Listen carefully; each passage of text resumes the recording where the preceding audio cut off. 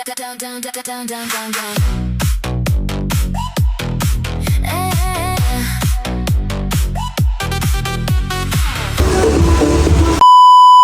Hello guys, আসসালামু আলাইকুম। কেমন আছেন সবাই? আশা করছি ভালো আছেন।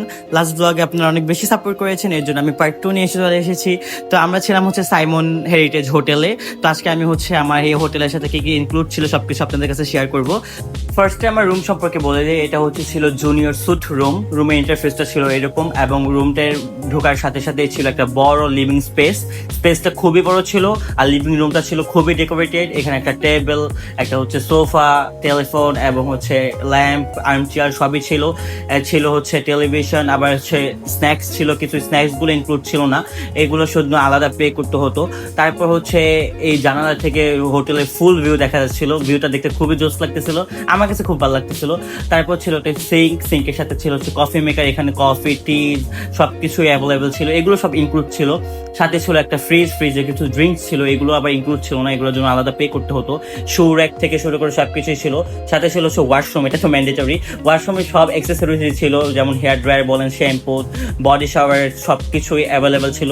তারপর ছিল কম, তারপর হচ্ছে ব্রাশ, টুথপেস্ট সবকিছু। তারপর হচ্ছে এটা হচ্ছে বেডরুমটা খুবই জোস, খুবই নিট অ্যান্ড ক্লিন।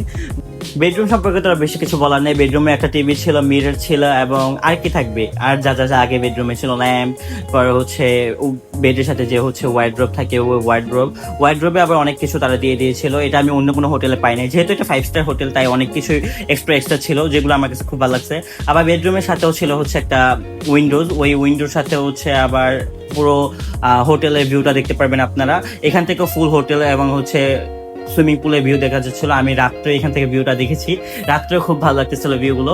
তো আমরা হচ্ছে রুম টুম সবকিছু দেখার পর আমাদের হচ্ছে একটা বারান্দা ছিল, ওই বারান্দাতে চলে যায়। বারান্দা থেকে ভিউটা আরো বেশি জোস লাগতেছিল, আপনারা দেখতেই পাচ্ছেন। মানে এটা ছিল বারান্দার ভিউ, বারান্দা থেকে অনেক সুন্দর লাগতেছিল। তারপরে আমরা রেডি হয়ে চলে যাই হচ্ছে তাদের সুইমিং পুল এরিয়াতে। এটা ছিল তাদের সুইমিং পুল এরিয়া, এটা হচ্ছে ফার্স্ট ফ্লোরে ছিল। তো আমরা হচ্ছে উপর থেকে দেখতেছিলাম, এটা সামনাসামনি আরো বেশি ভালো লাগতেছিল। সুইমিং এ নামার জন্য আমরা রেডি হয়ে চলে আসি, কিন্তু তাদের কাছে একটা সমস্যা, কারণ হচ্ছে তাদের জার্সি কাপড় লাগে। তো আমরা হচ্ছে তাদের থেকে হচ্ছে কাপড়টা নিয়ে নিই 100 টাকা করে, আর আমি যেগুলো পরে আসছি এগুলো আমার হাতেই দেখতে পারতেছেন। তো আমি হচ্ছে তাদের যে কাপড়টা ছিল সেটাতে পরে রেডি হয়ে চলে যাই, এবং যাওয়ার পরে হচ্ছে জুস অর্ডার করি। জুস খেয়ে গিয়ে হচ্ছে আমি সুইমিং পুলে ভিউ দেখতেছিলাম, আর অনেক ভালো লাগতেছিল, ভিউটা খুবই সুন্দর ছিল। আর এখানে তো সঞ্জয় ভাই নেমে গেছে সুইমিং পুলে, আর ভিউটা দেখুন কত সুন্দর। সুইমিং করতে করতে যখন এরকম ভিউ দেখবেন তখন আপনার টাকা উসুল মনে হবে। আর আমার কাছে 5 স্টার হোটেল হিসেবে সাইমনই বেস্ট। সুইমিং টুইমিং শেষ করে রুমে যেয়ে দেখে আরেকটা সারপ্রাইজ, এটা হচ্ছে কেকস অ্যান্ড হচ্ছে কিছু বিস্কিটস ছিল, এগুলো হচ্ছে ইনক্লুড ছিল আমাদের হোটেল রুমের সাথে। তারপর হচ্ছে আমরা রেডি হয়ে যাই, কারণ আমাদের প্রচন্ড ক্ষুধা লাগছে, আমরা লাঞ্চ করতে যাব। তারপর আমরা বের হয়ে যাই লাঞ্চ করার জন্য। ভাবতেছিলাম কোন রেস্টুরেন্টে যাব, যেহেতু আগের বার এসে পৌঁছিতে আমাদের একটা ভালো অভিজ্ঞতা ছিল, তাই আমরা পৌঁছিতেই চলে যাই। পৌঁছিতে যাওয়ার পরে হচ্ছে আমরা আমাদের খাবারগুলো অর্ডার দিয়ে দিই। খাবার অর্ডার দেওয়ার কিছুক্ষণ মধ্যেই খাবার চলে আসে। আবার তাদের খাবারের মধ্যে হচ্ছে যে মামপানিটা ছিল ওইটা নাকি 10 টাকা, তো আমরা ওইটা নিয়ে নিই। তারপর হচ্ছে আমরা একটা ভর্তা প্লেটের অর্ডার দিই, ভর্তা দিয়ে আমার ভাত খেতে খুবই ভালো লাগতেছিল।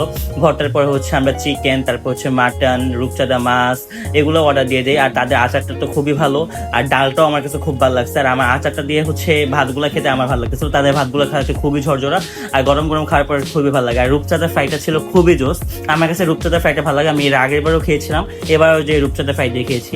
তো খাওয়ার পর আমরা একটু ডেজার্ট হিসেবে পুডিং আর হচ্ছে দই নিয়ে নিই। পুডিংটা আমার কাছে খুব ভালো লাগছে, আর দইটা আমার কাছে অ্যাভারেজ লেগেছে, বেশি একটা ভালো লাগে নাই।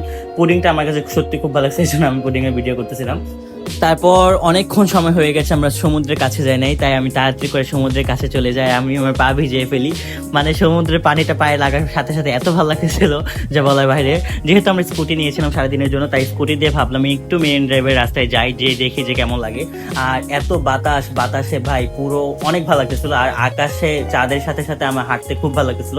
যাই হোক, তারপর আমরা কলাতলি বিচে চলে যাই। কলাতলি বিচে যাওয়ার পর হচ্ছে আমি 5 স্টার থেকে হচ্ছে কিছু স্ন্যাক্স অর্ডার দিই। এগুলো খেতে খেতে হচ্ছে আমি সমুদ্রের মধ্যে হাঁটবো। এখান থেকে আমি হচ্ছে ললিপপ, তারপর হচ্ছে চিকেন বল আর হচ্ছে তারাগে নিয়ে নিই। তো বিচে যাওয়ার পরে দেখে হচ্ছে ভাইরাল ফল আনারকলি, যেটা হচ্ছে কক্সবাজারে আসতে অবশ্যই মাস্ট বি সবার খেতে হবে, বিকজ এটা খুবই মজা, আমার কাছে খুব ভালো লাগে। তো এটা আমি নিয়ে নেই। নেওয়ার পরে হচ্ছে আমি একটু স্ন্যাপ নিচ্ছিলাম, মানে আমার কাছে এটা খুব ভালো লাগে। আর এই ফার্স্ট টাইম হচ্ছে সঞ্জয় ভাই এটা ট্রাই করতেছিল, ওনার কাছে ওনাকে খুব ভালো লাগছে। যাই হোক, তারপর হচ্ছে আমি আমার একটা ফেভারিট আইসক্রিম খেয়ে নেই, সেটা হচ্ছে পোলারের টর্নেডো ম্যাঙ্গো ফ্লেভার, যেটা এটা আমার খুবই ফেভারিট, এটা আমি অনেক পছন্দ করি। তারপর বিচের মধ্যে দেখলাম যে এই বক্সিং এর মেশিনটা আছে, তো এটা দেখলে তো অবশ্যই সঞ্জয় ভাই ট্রাই করবে, তো সে মেরে দিল।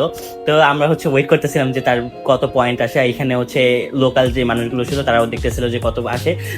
তারপর আমরা আমাদের হোটেলের দিকে ব্যাক করি এবং আমরা এই স্কুটারটা হচ্ছে জমা দিয়ে আসি। যাওয়ার পরে হচ্ছে আমরা জিমে চলে যাই, আর এই জিমটাও হচ্ছে আমাদের রুমের সাথে ইনক্লুড ছিল। আর আমার জানার মতো হচ্ছে কক্সবাজারের মধ্যে সব থেকে বড় স্পেসের জিম হচ্ছে সাইমন হেরিটেজের জিম। তাদের যে মেশিনারিজগুলো আছে সেগুলো খুবই হাই লেভেলের মেশিনারিজ আমার কাছে মনে হয়েছে। আর যাওয়ার পরে তো সঞ্জয় ভাই জিম করা শুরু করেছে। আমি যেহেতু জিম করি না, আমি বসে বসে দেখতেছিলাম তাদের জিম করা। আর এখানে বেশি মানুষ ছিল না, সাথে হচ্ছে কাওয়ালি হচ্ছিল। আমি কাওয়ালির ভিডিওটা নিতে পারিনি, সবাই হচ্ছে খেয়ে দিয়ে কাওয়ালি দেখতেছিল। আর এখানে উনি জিম করতেছে, আমি খুবই ভালো কোয়ালিটি টাইম স্পেন্ড করছিলাম। তো আজকের ব্লগটুকু এই পর্যন্ত, আশা করছি ভালো লাগছে। আর কক্সবাজার ডে 2 ব্লগ খুব তাড়াতাড়ি আনবো। আল্লাহ হাফেজ সবাইকে।